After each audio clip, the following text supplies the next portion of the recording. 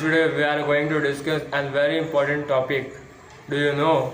And I don't think have listened ever about this story. This story began with a beggar and a great personality, sadhu baba as a saint. बोला जाता है ना कि एक भिखारी बहुत दिन से परेशान होता है और बहुत दुखी होता है, और वो अपने चिंताओं के चलते शायद कुछ गलत डिसीजन लेने जा रहा होता है, पर उसे रास्ते में एक ऐसे शख्स से मुलाकात हो जाती है जो कहते हैं कि मेरे पास तुम्हारी सभी समस्याओं का हल है। मैं तुम्हें 4 ऐसी बातें बता सकता हूँ जिससे तुम्हारी पूरी ज़िंदगी बदल जाएगी। उसके लिए तुम्हें हर बातों के लिए कुछ पैसे देने होंगे। यानी कि एक बात बताते तो उससे 1000 रुपये वो बाबा लेते। पहली बात में वो बोलते हैं कि कोई 10 लोग किसी बात को बोल रहे हो ना, तो आपको उस बात को ज़रूर सुन लेना चाहिए। उसके बाद फिर वो 1000 रुपये लेते हैं। फिर वो बोलते हैं दूसरी बात, कभी भी अपनी खास जानकारी अपने खास लोगों, खासकर आपकी पत्नी को नहीं बताना चाहिए, इसलिए अपने सीक्रेट्स को छुपा करके रखो, आपके लिए बेहतर होगा। और एक बात बताते फिर 1000 रुपये लेते हैं। वो कहते हैं कि कोई भी आपका दुश्मन हो ना, उसको भी गले लगाना चाहिए। फिर 1000 रुपया मांगते हैं। और लास्ट बात वो बोलते हैं कि कोई भी काम करने से पहले ना 10 मिनट ज़रूर सोच लेना चाहिए। तो अब जैसे चारों बात हो जाती है तो आदमी सोचता है कि यार मतलब ये तो मजाक हो गया मेरे साथ, तो कुछ समझ में ही नहीं आया बाबा क्या बोल के चले गए, इससे कैसे मेरी ज़िंदगी बदलेगी। पर अभी कहानी में होता क्या है, बाबा तो चले गए जैसा उन्होंने कहा था।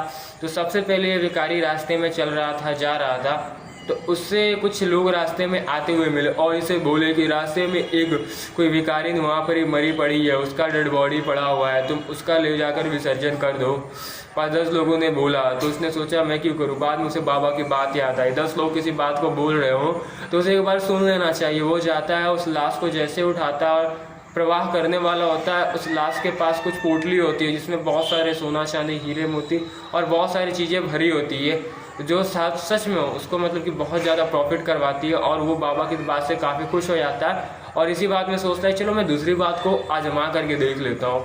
जब वो दूसरी बात को आजमाने के लिए जाता है तो मतलब वो क्या करता है, रास्ते में उसे एक तरबूज की दुकान दिख जाती है।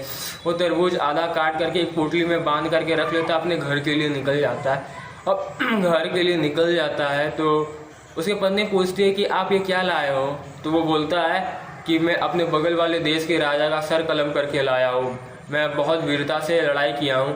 तो उसकी पत्नी कुछ बोल नहीं पाती है और वो जाकर के उस कपड़े को कहीं अपने कमरे में बांध देता है।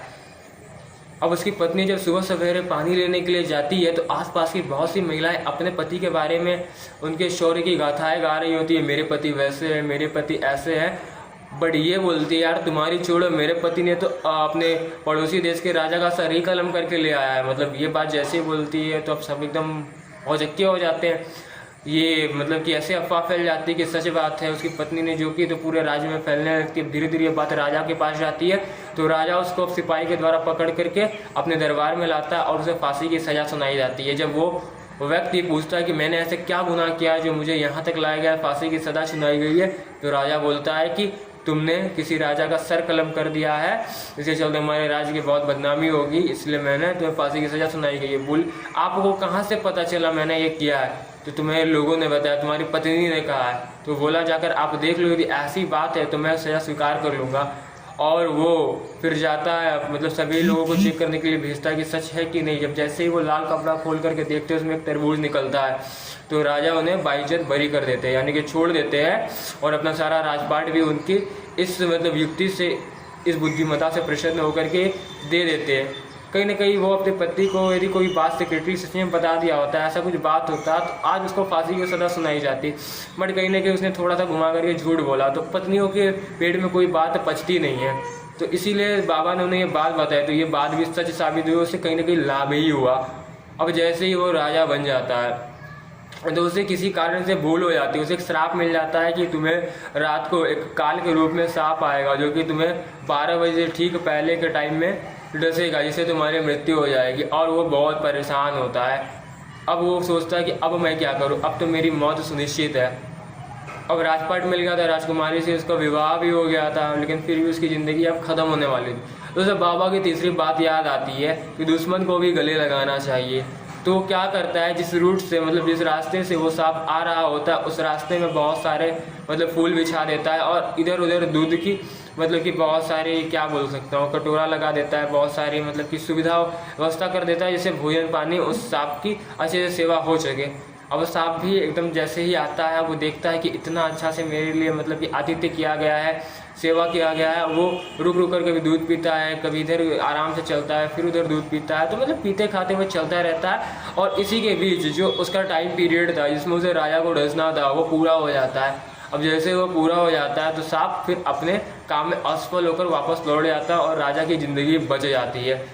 अब राजा की ज़िंदगी बच जाती है तो राजा इससे पहले उसने सारा प्लान कर लिया था मैं मरने वाला हूँ, तो एक व्यक्ति के साथ अपनी राजकुमारी मतलब कि उसकी एक राजकुमारी थी, अब वो तो जाने वाला था तो क्या करता है अपना सारा राजपाट अपनी राजकुमारी के नाम कर देता है और वो चला जाता है। अब जैसे ही वो जिंदा बच जाता है और आता है तो अपने बेड पे अपनी महारानी को किसी और के साथ सोया हुआ देखता है, उसका दिमाग खराब हो जाता है, उसे कुछ याद नहीं आता, वो तलवार उठा लेता है उसे मारने के लिए। पर मारने से पहले उसे बाबा की एक और बात याद आती है, किसी भी काम को करने से पहले 10 मिनट सोच लेना चाहिए। तभी वो तलवार को रोक लेता है, फिर याद करता है कि मैं मरने से पहले मेरी एक बेटी थी, मैंने उसको राजपाट का उसका राज्याभिषेक किया था, उसे यहाँ की रानी बनाया था और वो वही मुकुट पहन के मेरी पत्नी के साथ सो रही है। उसे अपने बात पे बहुत अफसोस होता है कि मैं ऐसा डिसीजन ले लेता तो आज क्या हो जाता। तो कहीं ना कहीं ये चारों बातों को अपनी ज़िंदगी में लागू करता है और उसे हानि तो नहीं होती है बट हाँ लाभ बहुत होते हैं। तो कहीं ना कहीं ये 4 बातें जो हमें अपनी ज़िंदगी में ज़रूर लागू करनी चाहिए, जो हमें ज़िंदगी में गलतियाँ करने से बचाएंगी और यदि हमें सक्सेस करना है बहुत आगे जाना तो ये बातें भी हमारी बहुत मदद करेंगी। और आप भी, मैं चाहूँगा कि इन सब बातों की अपनी ज़िंदगी में लागू करो और मैं भी एक समय ऐसा आएगा जो सच में ये बातें आपके ज़रूर कभी न कभी काम आएंगी। So thanks. नेक्स्ट वीडियो में मुझे टाइम मिलेगा तो आपको और भी कुछ न कुछ अच्छी जानकारी दूंगा। बैंडिंग अप माई वर्ड्स, मैं तो यही कहूँगा मेरे दोस्त कि इस दुनिया में कुछ भी मतलब कि ऐसा नहीं है कि आसानी से अचीव किया जा सके, सभी के लिए अपने आप को मतलब तैयार करना होता है, नॉलेज को बढ़ाना पड़ता है, कुछ ना कुछ लर्निंग्स लेनी पड़ती है, कुछ ना कुछ मॉडल्स को अपने लाइफ में लागू करना पड़ता है।